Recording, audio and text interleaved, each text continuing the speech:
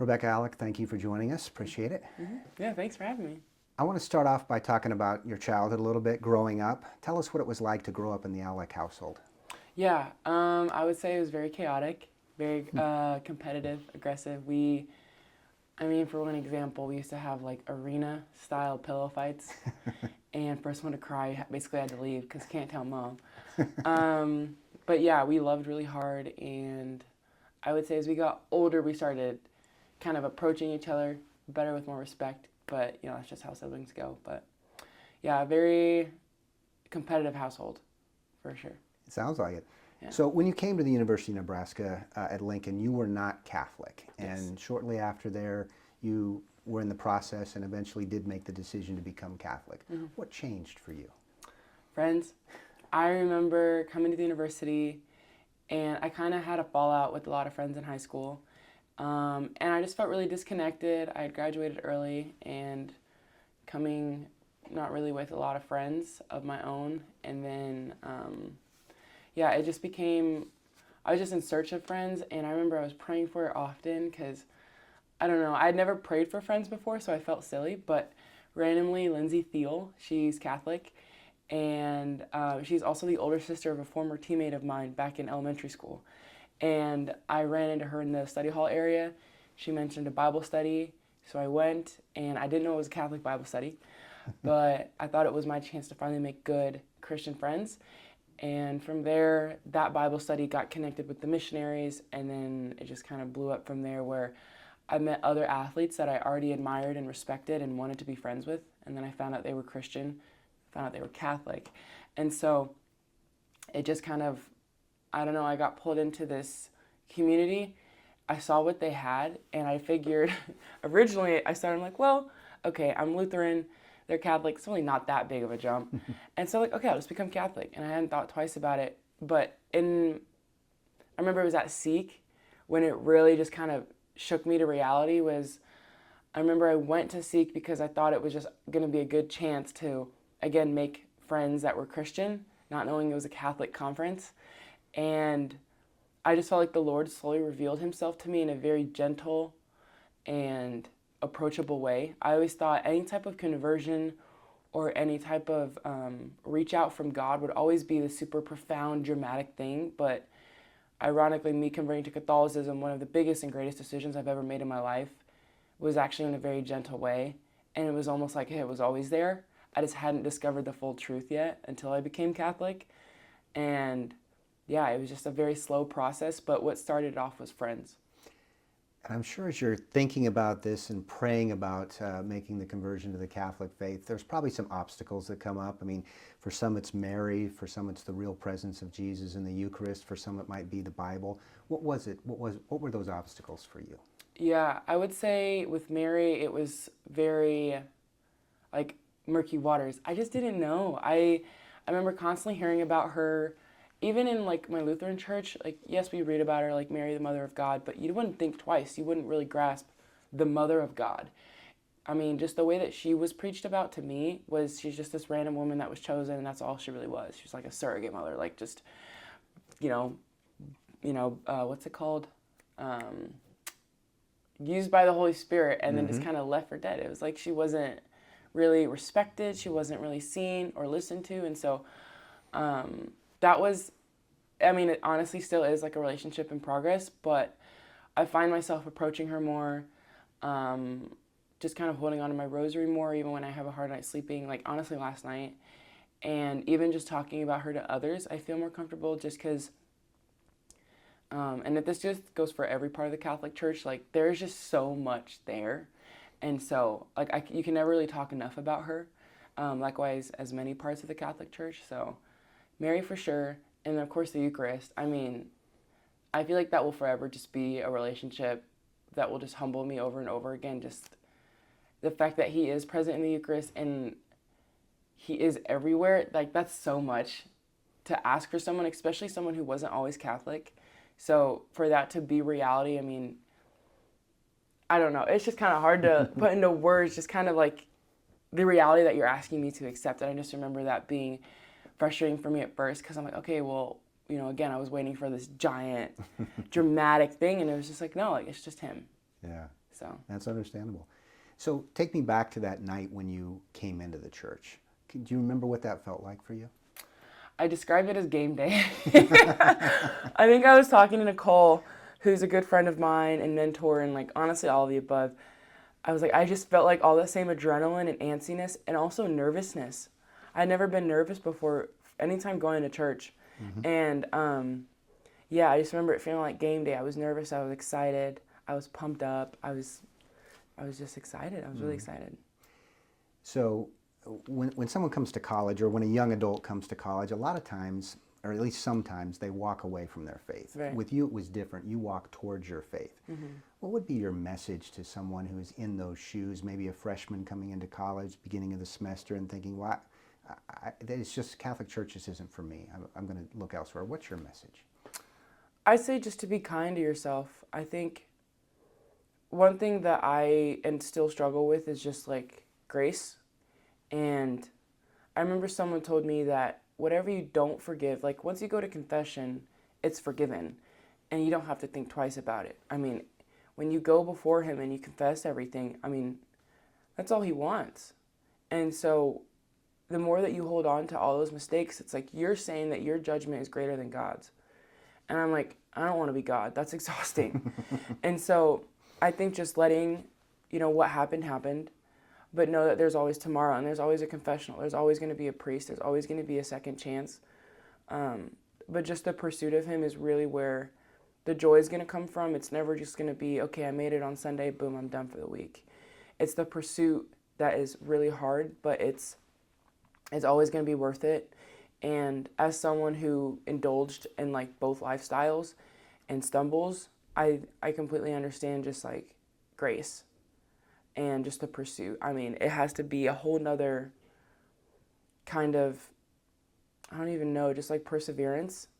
And I'd also say networking. I'd say connecting with good people, because I'd say all the times I've stumbled had to do with company, because I had an idea of what I wanted for myself, but I was also aware that if I would distance myself from who was good and engage more with who was where I shouldn't be, then I found it easier just to go along with it, not having to think for myself. So the biggest thing would definitely be company and grace. And now when you get in a stressful situation or when you face temptation, how do you bring Jesus back into that moment? Do you have a favorite prayer or a favorite Bible verse or a favorite phrase you say to yourself to just get centered again on Jesus? Man, I just like think about him. I mean, it's just like hard. Just because, like, again, with the Eucharist, with him being real and being everywhere, it just like, you kind of wake up and it's not just, honestly, I'd say this, Father Sassy, I think it was last Sunday, he was talking with students on campus, I think it was during game day, and how students would come up to him and be like, if you knew what I did, like, God would never forgive me, Jesus would never love me, he would never choose me. But then Father Sassy said he's always wanted to say, if you knew what you did, you would be mad at yourself. And that one really resonated with me, because it's like, sin is never just this pleasure thing. It's never just about, okay, yeah, the church hates it because it feels good and it's fun. No, there's a whole nother thing that you're engaging in, whether it's with sexual sin, whether it's with drunkenness.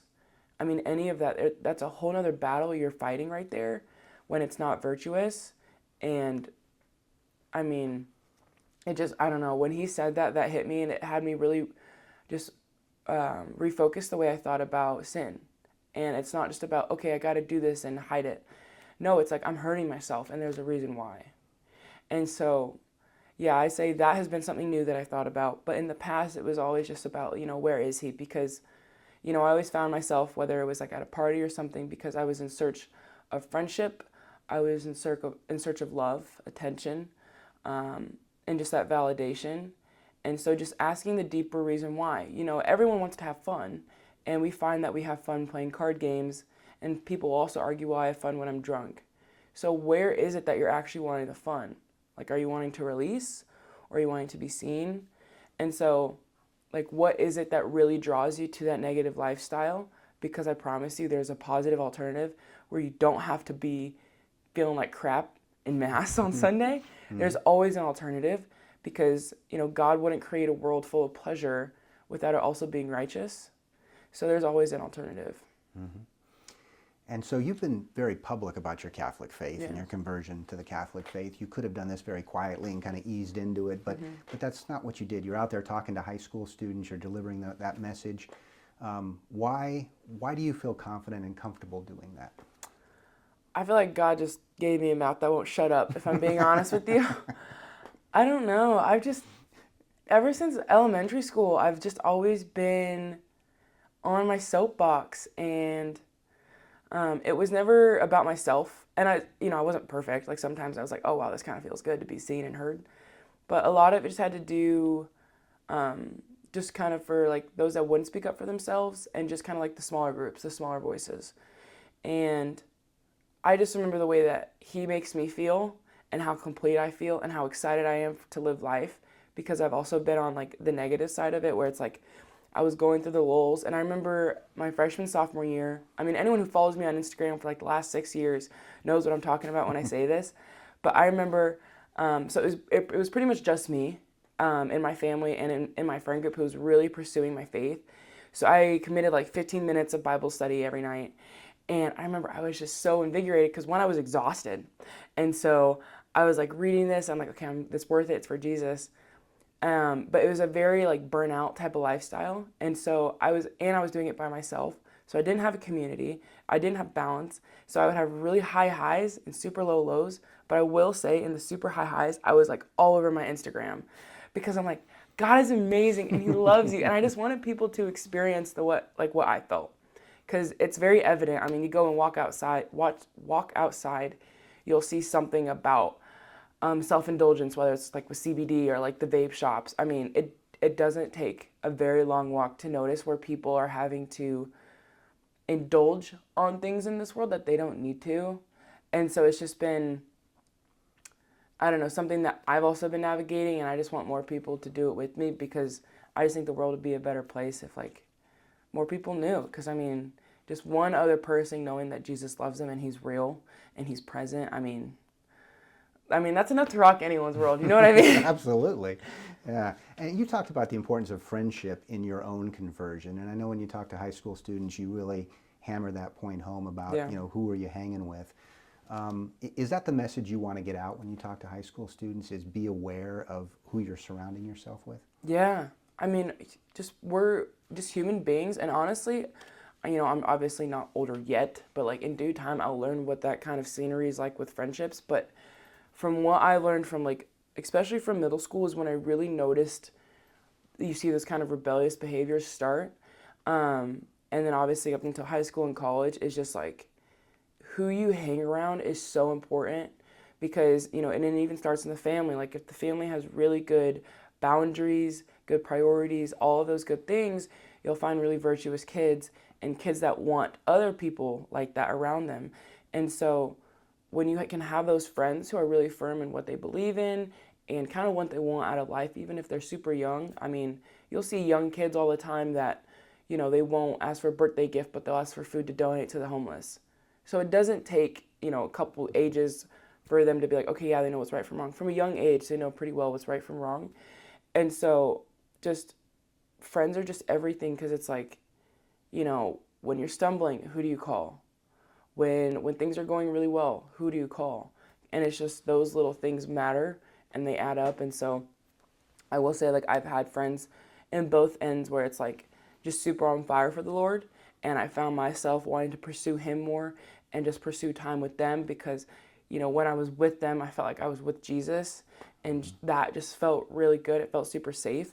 And so and I've also felt like the back end of not even like super sinful relationships, but even like lukewarm ones where, they go to church on Sunday, but they do this. I found myself negotiating more with the devil. I was like, okay, well, I do majority of it pretty well, but there's always that guilt and there's always that wonder of like, I know deep down I shouldn't be doing this, but because I do all of this, then I can get away with this. Mm-hmm. And so, your company matters a lot, especially at a young age, just because, you're so vulnerable and like you want to be accepted, you want to have people to talk to, you want to have people to hang out with. It's a lot harder to be independent when you're going through these stages of life.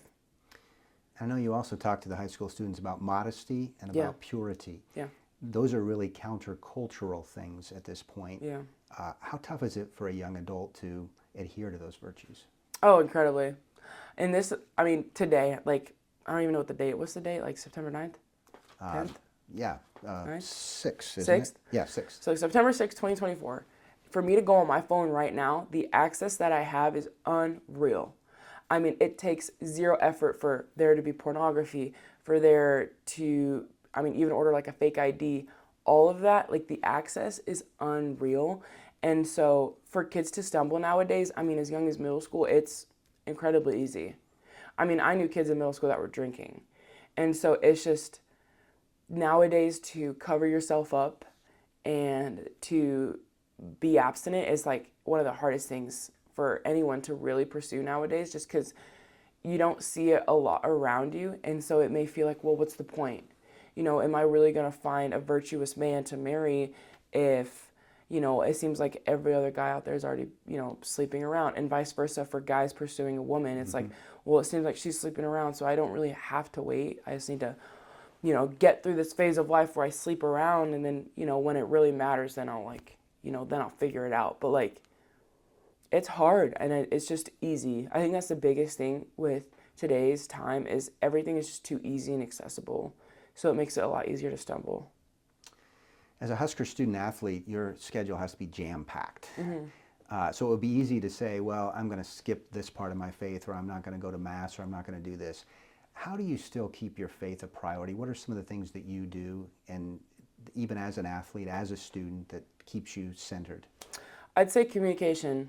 So instead of waiting last minute to mention that I need to go to Mass or that I have Bible study, I just front load. So I'll shoot coach a text and be like, hey, I've got Bible study, say at 6:37. What's the practice schedule for Wednesday? Because that's usually when we have Bible study. And so just communication, because one, it makes it more real. And so it's not just me having to hold up that relationship, but now I have someone else who's expecting that of me. And so you have like another party kind of as an accountability partner. And so just communication's a big thing. Again, my friends. So staying in contact with those that help me, like my friend Nicole, as well as my friend like Abby and Sarah and Haley and all of them. They're just, again, really virtuous people, and they are also athletes. So they completely understand the lifestyle and the commitment. And also, you know, there's no reason for an excuse. There's always time to make, will always be a chance to make time for him. I also have like the masstimes.org app on my phone, which is so clutch. I found it to be incredibly helpful, especially when I travel. I've done it before when I'm on vacation to try to go to Mass. I mean, just stuff like that. Like, again, I'd say like the same way we have access to all of the sin is the same way we have access to a bunch of virtue. So it really is as easy or as hard as you make it. And you talk about time and being busy, but yet you still volunteer for I've Got a Name, which is an organization that is determined to end sex trafficking in Nebraska. Why that effort? Why that cause for you? I'd say it hits really close to home. I'd say I know plenty of women who have been affected by whether it was like pedophiles or even their own grooming in their own household or friends. And it's just, you know, that type of innocence, it's really hard to feel like it's been restored, because obviously it never really is. But just that feeling of security and safety and worthiness is something that will take years to build. And some women will live their whole life never feeling like they will ever get it back. And it's just one of those things that it's so scary. And I would even use the word dark to talk about, because, you know, when you leave this conversation, all I ever think about is all the women that we don't have home, all the children that we don't have home. And that's honestly like the hardest part, is because you hear about all the rescue stories, but, you know, I feel like for every one kid we bring home, it's arguable that there's like 100,000 other kids that are just being sold, transported, and then used and left for dead. And that's like the hardest part. But I figured, you know, in my lifetime, it probably won't be solved, but at least an effort of like even just a few more kids brought home and given a chance at a second life of a relationship with God, a good relationship with God, a good relationship with men, a good relationship with friends, just a second chance at life basically is just my hope is that, you know, no fight is worse. to like just give that up as a whole because you know you won't solve it is pathetic in my opinion. I feel like even a 1% effort matters, and so I'm aware of the platform that God gave me, and I know that awareness will hopefully maybe help one guy put his phone down or one guy report it, because that's the other part of the I've Got a Name movement that I really found just amazing, for lack of better words, is they've had this men's awareness part, that it's not just about, okay, women, how can we keep our head on a swivel? How can we try and protect our children? It's, okay, men, where can we take accountability? Where is it that we find ourselves wanting to engage with children in this way? Why do we see ourselves wanting to attack this type of innocence? And so I love that. You know, they're trying to attack all fronts of sex trafficking, and I just found that really encouraging because, you know, it is a men's problem, and I think it's one that at least the city of Lincoln can start to talk about more, and I like the ownership, and having our governor also talk about it I thought was really cool. Just having like a man in power, a man of culture, a man of faith, just be vocal about it, talking on behalf of women and girls, I thought was really cool. But yeah, I've Got a Name. It's just my small effort in trying to help bring some kids home.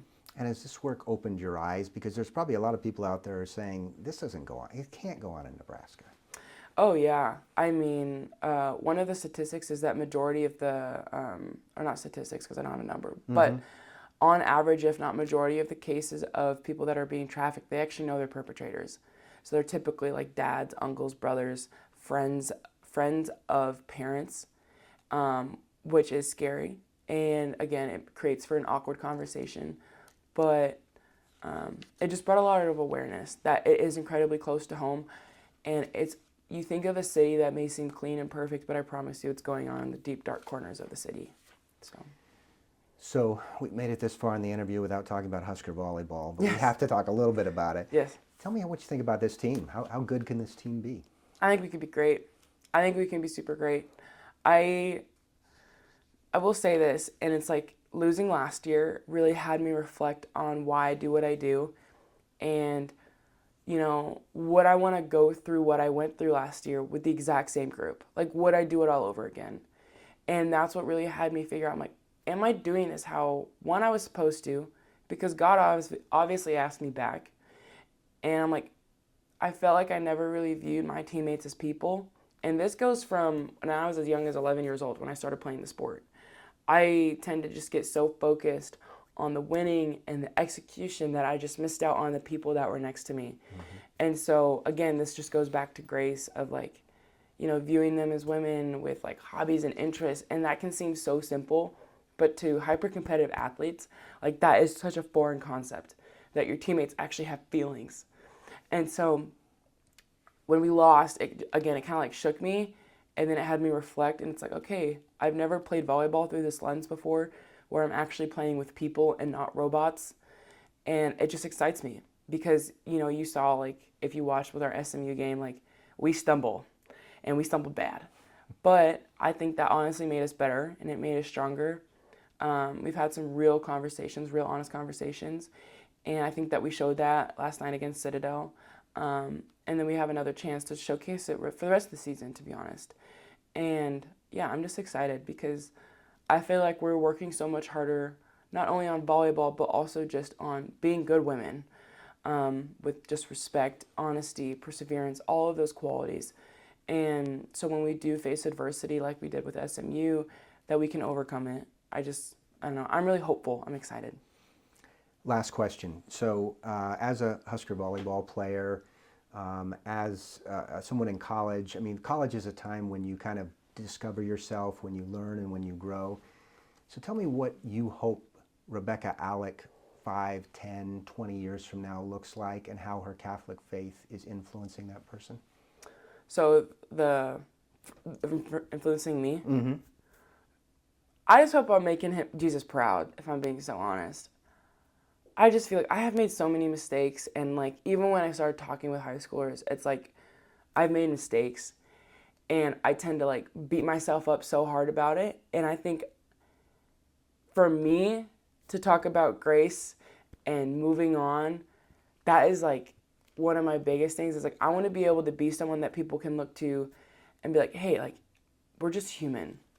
And so I just want to be someone that can not only just be a light, but just like more of an understanding that you're going to stumble. I mean, that's why we have confessionals. And I don't know, just to be a believer in second chances and just continue to pursue them. But yeah, I just want to make them proud. Like, you think about that phrase all the time, like, well done, when you see them. And that's really just my biggest thing. Like, and I want to be able to make those around me want to pursue him. And not just like shove the Catholic Church down people's throats, but for it to be like an inviting place and realize that it is our home. And it was never meant to be painted as this evil, cold place, but it's so much more. And I would argue that the depiction the Catholic Church has for how evil it is will truly show how good it is because of how badly the devil wants to bring it down. And I believe that. I truly do that. Like, it's so easy to nitpick the little faults that the church has faced and exploit it because people or the devil knows just how good it is. And he's doing everything he can to try and hide it and cover it up. And so that's just my biggest thing too, is also to bring people to the Catholic Church and realize just how homey it is. Because I consider myself laid back just when it comes to talking about and loving on Jesus. And like, that's how it is. It doesn't have to be this giant flashy light show when you go to church. Like, being in the pew, smelling the incense, being somewhere with structure and tradition is actually incredibly inviting and exciting. So, Rebekah Allick, Husker volleyball player, standout volleyball player and student athlete and a Catholic. Thanks for sharing a little bit about your faith with us today. Appreciate it. Yes, thank you.